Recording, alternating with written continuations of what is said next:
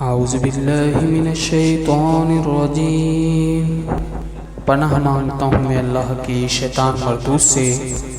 بسم اللہ الرحمن الرحیم۔ شروع اللہ کے نام سے جو بڑا مہربان نہایت رحم والا ہے۔ آپ تمام دوستوں کو اسلام کی باتیں چینل کی طرف سے السلام علیکم۔ دوستو، آج ہم سنیں گے حضرت بابا بلے شاہ صاحب رحمۃ اللہ تعالی علیہ اور نواب کی بیٹی کا قصہ، لیکن اس سے قبل ہم اپنے نئے دیکھنے والوں کے لیے حضرت بابا بلے شاہ صاحب رحمۃ اللہ تعالی علیہ کی حالات زندگی کا مختصر سا تعارف آپ کے سامنے پیش کرتے ہیں۔ ناظرین، آپ رحمۃ اللہ تعالی علیہ حضرت شاہ عنایت قادری لاہوری کے جلیل القدر خلفاء میں سے ہیں۔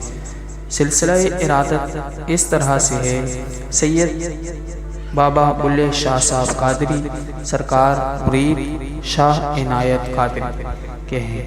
جب آپ لاہور تشریف لائے تو آپ رحمۃ اللہ تعالی علیہ نے شاہ عنایت قادری لاہوری سے اونچی مسجد اندرو بھائی دروازے میں بیعت کی، جو ان کے خاندان کی تولید میں تھی۔ بابا بلے شاہ صاحب رحمۃ اللہ تعالی علیہ کی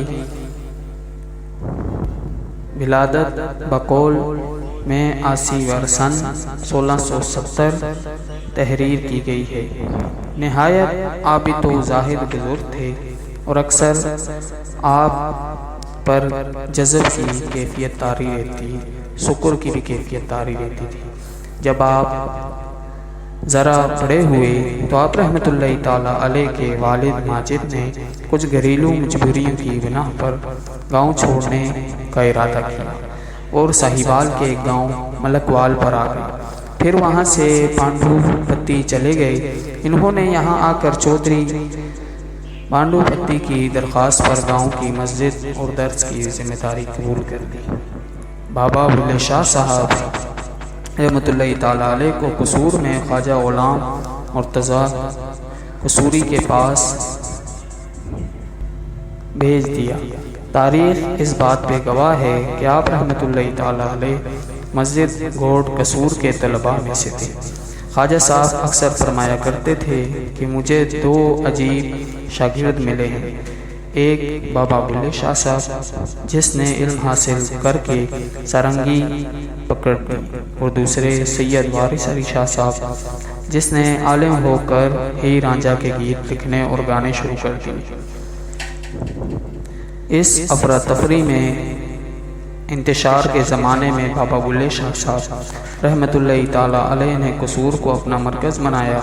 پنجاب کے مشہور صوفی بزرگ اور شیریں نو شاعر تھے۔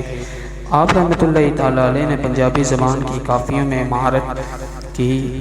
وہ دریائے بہائی کے بڑوں کا ادب اور بزرگوں پر دیا جاتا ہے۔ پاکستان بھر میں ان کی کافیاں زبان زرد عام خاص ہیں۔ آپ رحمۃ اللہ تعالی علیہ کے کلام میں بڑی سادگی ہے، اور آپ رحمۃ اللہ تعالی علیہ کا کلام پنجاب کی روح کی آواز ہے۔ ذات الہی سے آپ کو عشق تھا، اور اس عشق سے آشکار ہو کر آپ رحمۃ اللہ تعالی علیہ نے اپنے کلام میں خدا سے باتیں کی۔ آپ رحمۃ اللہ تعالی علیہ کا کلام بہت سی خوبیوں سے مالا مال ہے۔ جس طرح سے لاہور کو داتا کی نگری کہا جاتا ہے، بالکل اسی طرح قصور کو بابا بلے شاہ صاحب رحمۃ اللہ تعالی علیہ کی نگری کہا جاتا ہے۔ آپ رحمۃ اللہ تعالی علیہ کا وصال مبارک سن 1770 عیسوی یا سن 1181 ہجری قصور میں ہوا۔ آپ رحمۃ اللہ تعالی علیہ کو قصور میں مدفن کیا گیا۔ آپ رحمۃ اللہ تعالی علیہ کا مزار اقدس قصور میں ہے۔ محترم ناظرین، یہاں ہم حضرت بابا بلے شاہ صاحب اور نواب کی بہن کا قصہ بیان کریں گے، آپ کے سامنے بھی پیش کرتے ہیں۔ کہا جاتا ہے کہ قصور آمد کے بعد رفتہ رفتہ حضرت بابا بلے شاہ صاحب سرکار کی زہد کی خبریں نوابوں کے محلات میں جا پہنچی، اور انہیں اپنے نوابوں میں سے ایک مشہور نواب حاجی رانجھے خان کی ایک ہمشیرہ تھی جو بیوہ ہو چکی تھی اور اپنی جوانی کی عمر سے گزر چکی تھی۔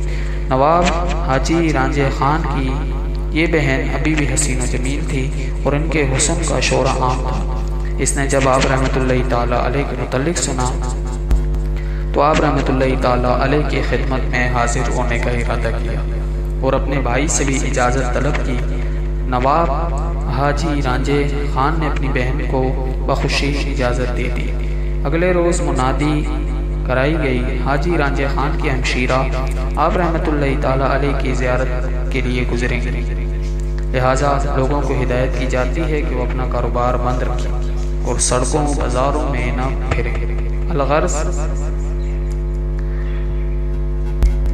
پردے کا پورا انتظام کیا گیا اور نواب حاجی رانجھا خان کی بہن پالکی میں سوار ہو کر ایک تھال میں جواہرات لے کر نظر و نیاز اور اپنے خادماؤں کے ہمراہ آپ رحمۃ اللہ تعالیٰ علیہ کی خدمت میں آ پہنچی۔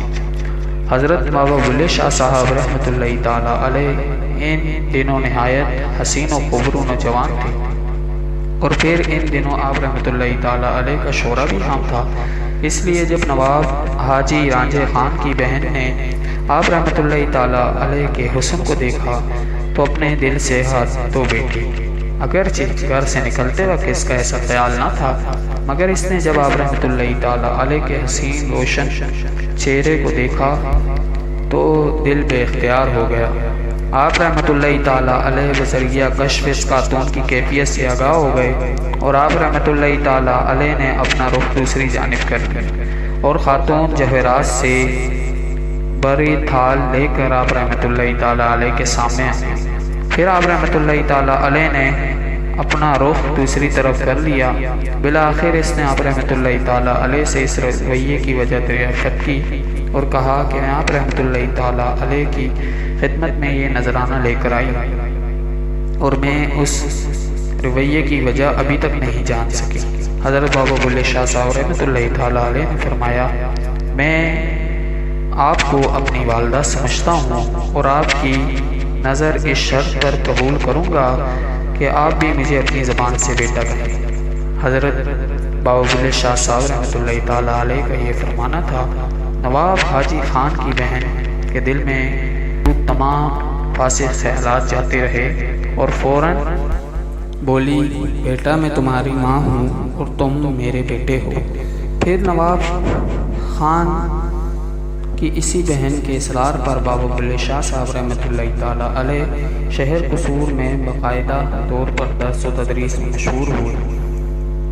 انہوں نے آپ رحمۃ اللہ تعالیٰ علیہ کی خدمت میں حاضر ہو کر عرض کیا کہ آپ رحمۃ اللہ تعالیٰ علیہ شہر میں ڈیرہ لگائیں اور آپ رحمۃ اللہ تعالیٰ علیہ کی رہائش کا انتظام خود کریں گے۔ پھر ان کے اصرار پر آپ رحمۃ اللہ تعالیٰ علیہ قصور شہر میں درس و تدریس کے لیے داخل ہوئے۔ نواب حاجی خان کی بہن نے نواب صاحب کے ذریعے ان کے گھوڑوں کا طویلہ آپ رحمۃ اللہ تعالیٰ علیہ کی رہائش کے لیے مختص کروایا اور یہ وہ جگہ ہے جہاں آج بھی آپ رحمۃ اللہ تعالیٰ علیہ کے مزار مبارک سے متصل مسجد موجود ہے اور یہی آپ رحمۃ اللہ تعالیٰ علیہ چلا گاہ بھی ہے۔ تو دوستو، اگر آپ کو ہماری ویڈیو اچھی لگی ہو تو ویڈیو کو لائک کریں، چینل کو سبسکرائب کریں، ساتھ ہی بیل آئیکن کے بٹن کو بھی پریس کریں اور اپنی رائے کا اظہار کمنٹ باکس میں ضرور دیں۔ السلام علیکم ورحمۃ اللہ وبرکاتہ۔